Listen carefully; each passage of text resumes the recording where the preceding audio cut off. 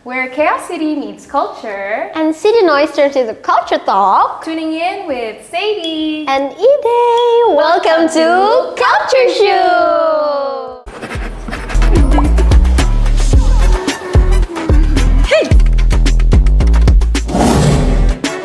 Ih, lama banget dari tadi udah ditungguin tau. Maaf ya, lu nungguin gue ya. Udah yuk, Ayo, kita minum apa? telepon dulu abang-abangnya kayak, bang nanti boleh nggak sih kita kayak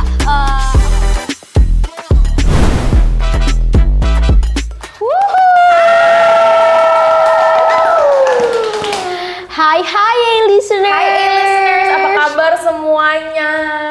Oke, jadi kenapa sih hari ini kita fashion kita ini lagi kayak model banget?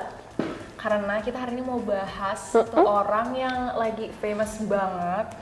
Dia tuh famous gara-gara dia adalah model pertama yang di booked oleh YSL and he's the first Indonesian one to be in YSL. Wow, so cool. So tea, right? Siapa tuh? Listeners ada yang tahu nggak? Itu udah viral banget kan? Udah viral banget. Viral banget. Masa listeners nggak tahu? Kalau nggak tahu sih, aduh kurang main TikTok kali ya. Nggak nyampe. Wah, Kurang nyampe, man. Langsung aja kita kasih tahu kali ya siapa yang kita akan bahas. Kita akan membahas Rayhan Fahriza.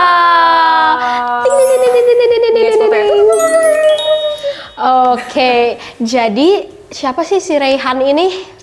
Siapa deh? Jadi Setahu gue nih, setahu gue, dia itu orang Indonesia, orang Bandung. Yes. Terus dia tuh tadinya kayak ikut modeling sana sini di Indo tapi nggak diterima. Bener banget. Tapi detailnya dia tuh dari mana sih? Dia tuh siapa gitu? Jadi si Rayhan Fahrizal ini adalah orang kelahiran Bandung, lahir di tahun 2001. Rayhan ini dari kecil tuh emang suka modeling, jadi emang dari kecil tuh dia udah ada bakat-bakat modelnya tuh udah muncul. The passionnya gitu ya? Tapi dia tuh bukan yang kayak orang kaya, nepo baby yang bisa langsung tembus langsung YSL, enggak. VIP gitu ya? No. Dia ini bener-bener orang pure yang kayak ya udah dia biasa aja. Bahkan dulu orang tuanya suka daftarin dia ke tempat-tempat model tuh sering banget ditolak. Bahkan bukan dari tempat model doang nih. Dia sering banget dibully sama temen-temennya waktu kecil. Nggak suka banget. Nggak suka banget bully. Nah si Rayhan ini juga ya, waktu dia remaja dia tuh sering banget daftar ke agensi-agensi model dan lagi-lagi ditolak. Ibaratnya tuh sedih banget ya, kayak dia udah dibully, ketimpa tangga, jatuh lagi gitu. Tapi menurut kalian, listeners, apakah dia nyerah di situ? Menurut kalian gimana? No. Kalau kita sih nge-spill enggak. Yes. Enggak, dia nggak nyerah sama sekali teman-teman. Karena dia itu udah ditolak beberapa kali, tapi dari situ dia tuh belajar untuk rise up lagi. Dia nggak nyerah, dia tambah confidence sama diri dia. Terus dia keterima di luar negeri ini juga kayak merepresent Indonesia lah ya jadinya. Yes. Dia sampai di-mention sama pemerintah loh. Iya itu keren banget. Dan juga si Rayhan ini, kalau misalkan standar di Indonesia kan selain tinggi ya harus putih, harus ini, harus itu. Bener. Tapi dia dengan tan skinnya, dengan wajah yang strukturnya super sharp gitu ya, Wow. dan muka yang unik gitu, dia akhirnya di-book lah di luar negeri. Wow. Gimana sih deh? Dia pertama kali tampil di Paris Fashion Week. Wiwi? Wow banget. Keren banget sih menurut gue, itu kayak suatu pencapaian yang bikin dia langsung naik. Langsung gitu guys. Yes, kayak golden ticketnya dia itu banyak orang yang bilang dia tuh cuman kayak lucky, terus dia kayak ya kebetulan aja nggak sih cuman 1 dibanding 1000 orang yang bisa kayak dia. Menurut lo gimana nih? Menurut gue itu bukan yang kayak beruntung sih iya ya, cuman menurut gue dia kayak gitu juga kerja keras lah. Bener banget. Apalagi dia menurut gue punya mental yang baja banget sih. Emang. Kayak maksud gue untuk dia kembali lagi dengan keterpurukannya dia yang udah ditolak sana sini, terus dia memberanikan diri untuk daftar di agensi luar negeri, itu kan dia Itu keren banget. iya kan, mentalnya tuh yang kayak dia bener-bener harus punya confidence yang tinggi nggak sih untuk itu. Kayak Betul. kalau gue nih gue udah ditolak 3-4 kali, gue langsung kayak udah deh kayaknya ini bukan passion gue akan ganti. Overthinking. Yes. Kayak apa gue kurang kali ya? Tapi bisa belajar dari dia sih. Jujur. Ini nggak sih dia yang dia tuh YSL ya kan? Model Yes, YSL. dia di book sama YSL, bahkan bukan cuma itu. Jadi menurut gue dia bukan cuma yang orang booming sesaat yang kayak ya udah lu sekali aja. Sekali gitu kan. Enggak, dia tuh kerja di perusahaan-perusahaan keren juga kan.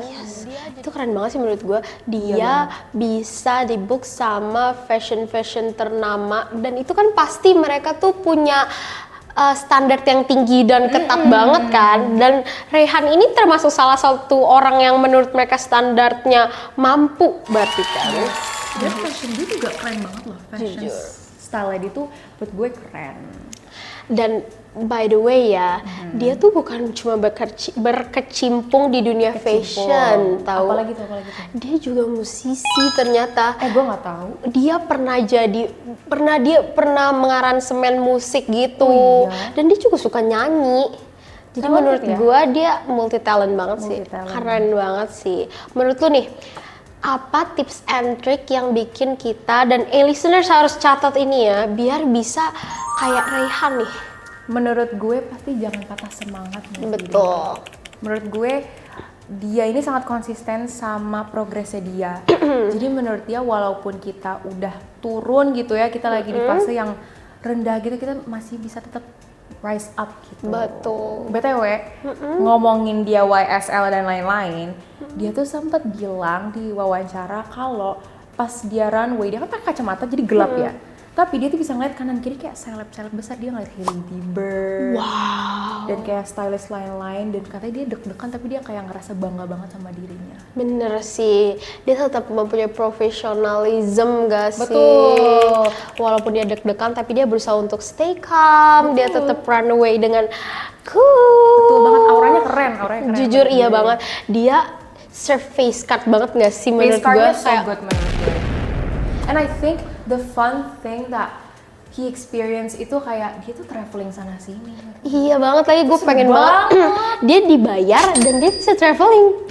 Kayak traveling gratis dan dibayar lagi. Dan dia udah disiapin baju-bajunya, look-looknya, menurut gue tuh seru banget. Pengen gak sih lo kayak dia? Pengen, siapa tahu listeners bisa juga kayak dia ya nggak sih? Bener banget. Jadi listeners, kalian jangan patah menyerah kalau kalian mungkin hari ini kalian ditolak nih. Gak boleh patah menyerah gak sih? Kalian harus punya mental baja untuk selalu mencoba hal-hal baru di dunia-dunia baru. Karena mungkin gak sih kayak kalian ditolak tuh karena bukan tempat kalian yang tepat. Betul, menurut gue rejection itu redirection. Asik ya? Tepuk tangan dulu dong semua yang gitu. Kata-kata hari ini. Yes. Woo. Jadi menurut gue kayak semua orang pasti akan cocok di mata yang tepat. Betul, waduh. Kata-kata hari ini listeners dari Ide dan Sri. Pokoknya jangan takut untuk gagal, karena dari kegagalan pasti ada pelajaran yang bisa kalian ambil dan kalian bisa terbangun dari situ. Oke. Mungkin sekian tentang fashion kita Kayaknya hari kita ini. sekarang harus latihannya untuk jadi model nggak Bener sih? banget. Kita buru-buru nih kayaknya nih ya. Yes, kita langsung Udah rapi go. nih, kita udah rapi nih. Jujur banget. Who never know, besok kita yang tampil di Paris Fashion Week sama listeners. Kita bawa radio ini. Yes, okay. Well, too real, Too loud, too culture. Catch us again on the next episode only on Radio. Make your day sounds better. Bye bye, listeners. Love Mic you. off. Chaos Zone. Halo Sobat Kreatif, bicara soal anak muda dan komunikasi, tentu nggak lepas dari ruang untuk menyampaikan ide, ekspresi, dan aksi nyata, betul tidak?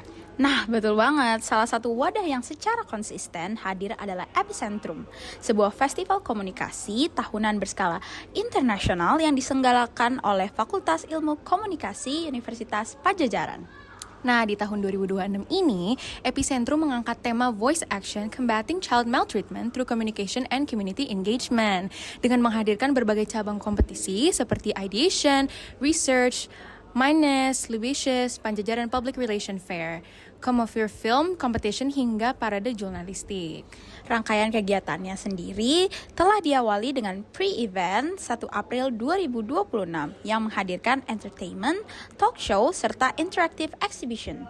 Selanjutnya, kegiatan utama akan berlangsung pada 20 hingga 21 Mei 2026, meliputi opening ceremony, competition day, mingle session, hingga awarding dan gala night.